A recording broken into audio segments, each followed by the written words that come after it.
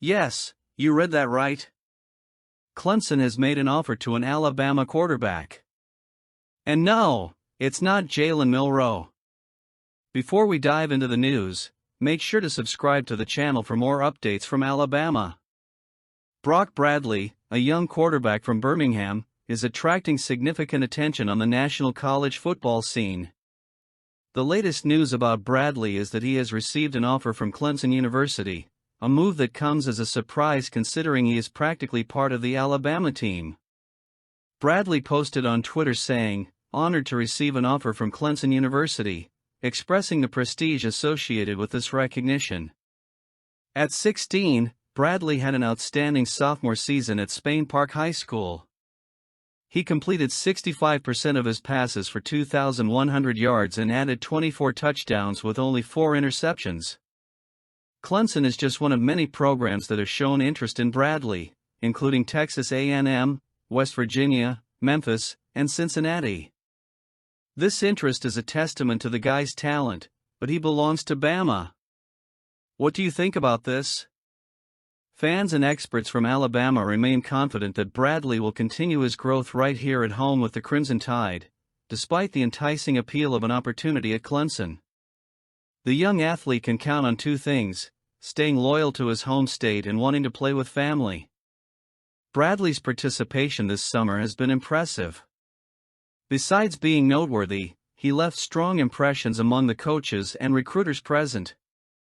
His ability to handle pressure and his leadership skills are crucial qualities that any college program would desire in a quarterback, as people talk about his skills and maturity on the field. While many people expect some light to shine Clemson's way, I believe that Bama is the strong contender for him to stay right here. The recruiting and tradition are strong in this program, and we are cheering for Bama to win this one. The Alabama Crimson Tide are entering a new era under Kalen DeBoer, and he has shown poise, confidence, and an unwavering sense of preparation. DeBoer, in his first pregame press conference, revealed a little more about his unique approach to the role of head coach of one of the most prestigious programs in college football. DeBoer shared that while he doesn't feel nervous before the first game, he still has butterflies in his stomach, which he sees as a positive sign. To him, feeling that nervousness means there is a deep concern for what is at stake. And that concern translates into meticulous preparation that goes far beyond what fans might imagine.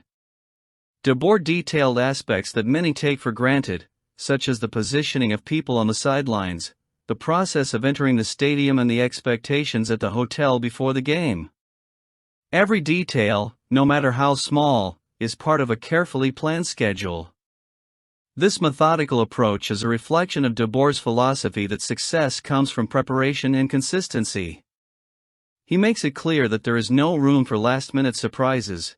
Everything is planned, from chapel to meals to game preparation. This consistency is something that does not go unnoticed by his coordinators either. Offensive coordinator Nick Sheridan highlighted the positive impact DeBoer has already had on the locker room. According to Sheridan, the players show a genuine concern for each other and challenge each other to achieve greatness, reflecting the focus and intensity that DeBoer brings on a daily basis. For Sheridan, what impresses most about DeBoer is his consistency. He is the same on game day as he is throughout the week. This consistency is undoubtedly one of the qualities that makes DeBoer such a formidable leader. Defensive coordinator Kane Womack, on the other hand, praised DeBoer's humility and confidence, traits he believes are essential to staying focused amid the chaos that can surround a big game. Womack is also excited about the freshman class, which has impressed him since day one. He mentioned the importance of maintaining an aggressive and in-tune defense, something he expects to see as early as Saturday against Western Kentucky. Alabama, under DeBoer's leadership, has already shown its recruiting prowess, building a 2025 class that is ranked second in the country according to 247 Sports rankings. DeBoer has made some big moves out of state, including signing quarterback Keelan Russell from Texas. It's a clear sign that Alabama remains an attractive destination for top talent, even with stiff competition from rivals like Auburn, which has excelled in local recruiting. However, DeBoer isn't looking to replace Nick Saban. he's looking to honor tradition and move the program forward with his own brand. In his words, "There will only be one Coach Saban. This program is special, and I consider it a great honor to be the one who does everything we can to continue the tradition." That humility, combined with his quiet confidence, is what makes DeBoer such an endearing figure, and yet so respected. As Alabama prepares to face Western Kentucky, the focus is not just on the win, but on how this new era under DeBoer will shape the future of the program. With a coach who carefully balances tradition and innovation, Alabama fans have every reason to believe that the Crimson Tide's glory is in good hands. Let's move on. The Alabama Crimson Tide is entering the 2024 season with new perspectives, 3, to be exact: what could happen, what should happen, and what will happen. Each of these categories offers a different view on the expectations and realities awaiting the team in this new post-Nick Saban era. The first category, what could happen, is where optimism and hope reside. Many experts agree that Alabama has the potential to win the SEC title this season. This optimism is fueled by the essential components the team possesses. Starting with the leadership of Kalen DeBoer, whose coaching record of 104-12 is impressive. His ability to assemble a high-quality coaching staff, possibly the best Alabama has seen in recent years, cannot be underestimated. Additionally, the Crimson Tide boasts a promising quarterback in Jalen Milroe, skilled players who can change the course of games, and depth of talent across all positions, capable of dominating on both sides of the scrimmage line. While some of these elements are still in development, there is confidence that any initial weaknesses can be corrected as the season progresses. Therefore, Alabama's cut is clear: this team has all the tools to become SEC champions. Next, the what should happen perspective leads us to consider the realistic expectations for the season. Despite the evident potential, Alabama also faces challenges. With new offensive and defensive systems being implemented, the team may encounter difficulties in the early games. The matchup against Georgia in late September, for example, will be a significant test. If this game occurred later in the season, when the team had more time to adapt, the expectation for victory would be higher. However, the proximity of this challenge to the start of the season may result in stumbling blocks. Thus, what should happen is a season marked by a few bumps in the road, possibly leading to 1 or 2 losses. This does not diminish the team's value but recognizes the realities of an ongoing transition. Then, we arrive at the what will happen category, where predictions become more concrete. Looking at the schedule and the current conditions of the team, it is reasonable to project a regular season record of 10-2. For many Alabama fans, accepting the possibility of 2 losses might be difficult, especially after years of dominance under Saban. However, this projection reflects a careful analysis of the circumstances. Even if the team faces challenges, the prospect of a 10-2 record still places Alabama among the country's top teams, with a strong chance for a significant comeback in the playoffs.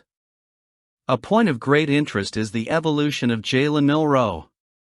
During the preseason, Nick Saban highlighted Milroe's unique ability to pressure opposing defenses, a quality that sets him apart from other SEC quarterbacks. This recognition boosts confidence that Milroe can become an elite player, capable of leading Alabama in crucial moments. If he maintains this level of performance throughout the season, the chances of success for the Crimson Tide increase considerably. The 2024 Alabama football is in a unique position. With a mix of potential, challenges, and expectations, the season promises to be an intriguing journey. Kalen DeBoer has the task of steering the team through these highs and lows, and if the preparation and leadership remain consistent, there is much to look forward to in this new chapter of the Crimson Tide's history. There's still much to happen. The Alabama Crimson Tide are undergoing a significant transformation under new head coach Kalen DeBoer, and one of the most notable recent changes was the awarding of a scholarship to Neelan Hibbett. For Hibbett, who joined the program as a walk-on in 2021, this is a well-deserved validation of his hard work and dedication to the team.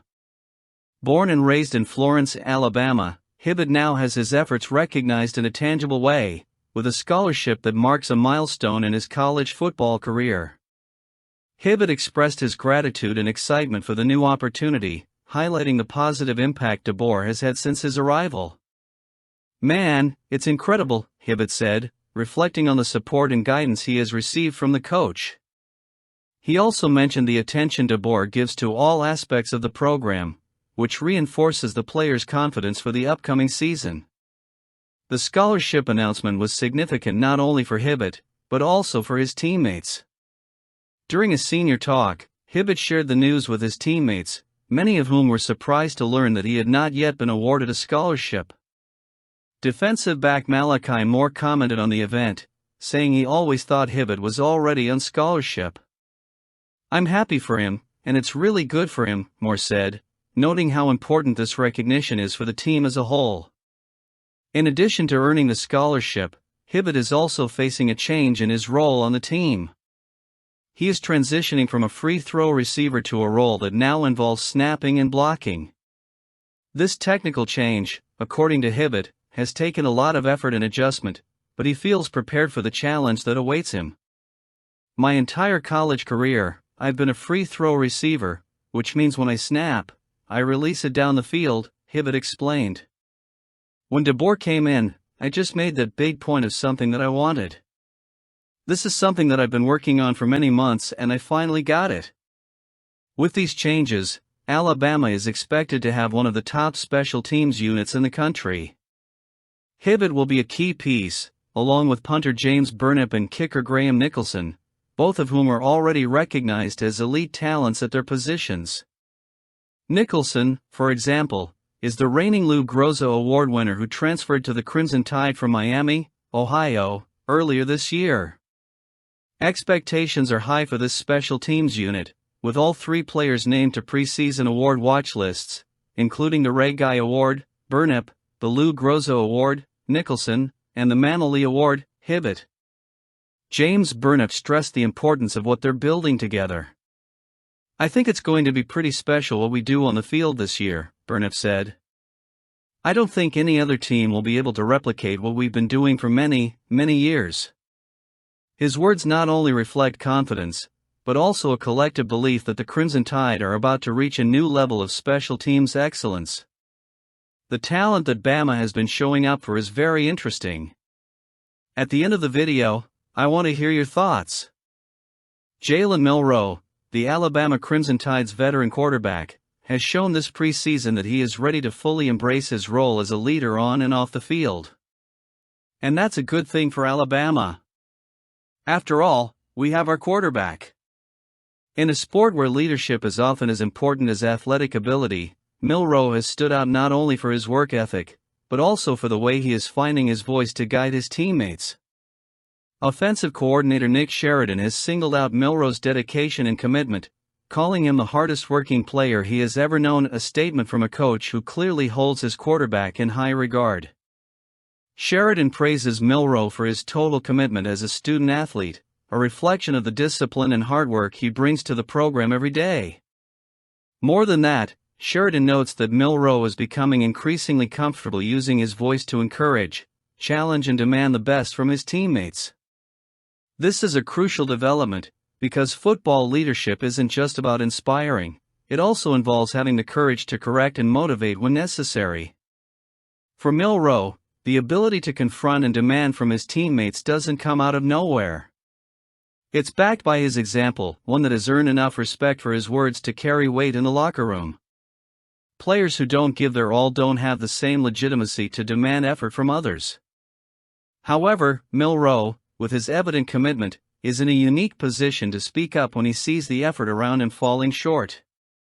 This balance between being a demanding leader and still earning respect is a delicate one, but Milroe seems to be navigating that line effectively. Being named team captain is a clear recognition of the role Milroe plays on the team.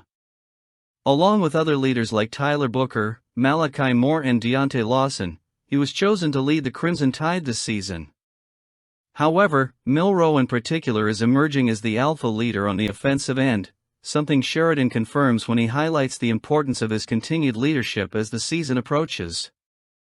What makes Milroe such an effective leader is not just his position as quarterback, but the way he combines that responsibility with an unquestionable work ethic.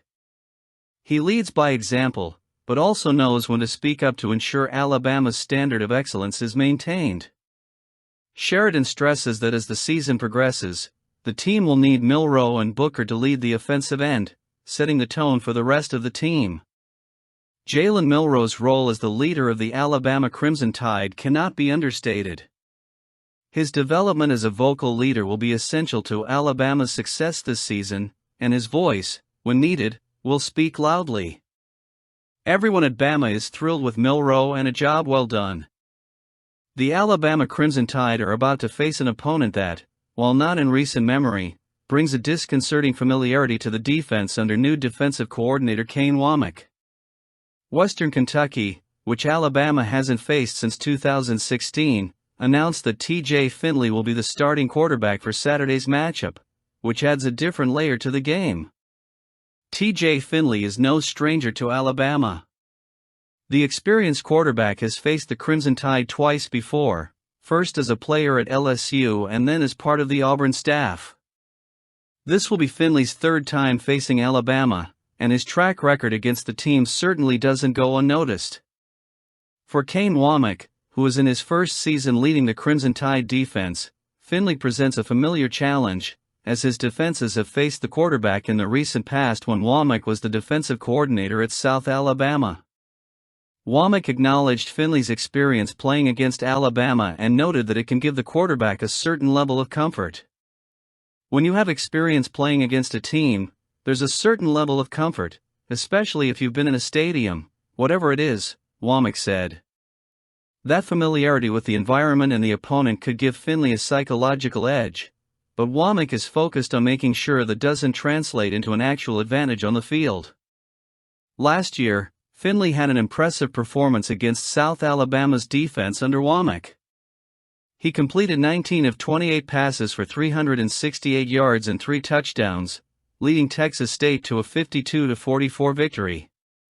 That performance left a lasting impression on Wommack, who is now looking to adjust his approach to prevent Finley from repeating that success against the Crimson Tide. "I was really impressed with him a year ago," Wommack said. "He has a really good release. He can make every pass. I think he's done a great job managing their offense very well." The main challenge for Wommack and his defense will be to contain Finley and prevent him from having the same impact he had last year. Western Kentucky coach Tyson Helton has a reputation for maximizing the production of his quarterbacks, and Finley figures to be a key piece for the Hilltoppers' offense. Helton has the ability to adapt his system to take full advantage of his players' skills, and Finley, with his experience and talent, could become a dangerous weapon if Alabama's defense can't neutralize him. For Wommack, the key will be to pressure Finley, forcing him to make decisions under pressure and limiting the passing options he has at his disposal. "It'll be interesting to see how Tyson and his staff use him," Wommack said, indicating that he's aware of the possible tactical variations Helton could employ. The Crimson Tide will need to be disciplined and aggressive to prevent Finley from getting into a rhythm that could jeopardize Alabama's chances. Alabama's defense has a clear challenge, ensuring that Finley doesn't have the freedom to dictate the pace of the game. With a strategic approach and precise execution, Wommack and his defense have the opportunity to frustrate the veteran quarterback while demonstrating that Alabama remains a dominant force, even against opponents that carry an unsettling familiarity. Wommack's leadership will be crucial in ensuring that the Crimson Tide don't get caught out and that T.J. Finley doesn't have the chance to repeat his previous performance against Wommack's defenses. If the defensive plan is executed well, Alabama will be one step closer to starting the season with a decisive victory.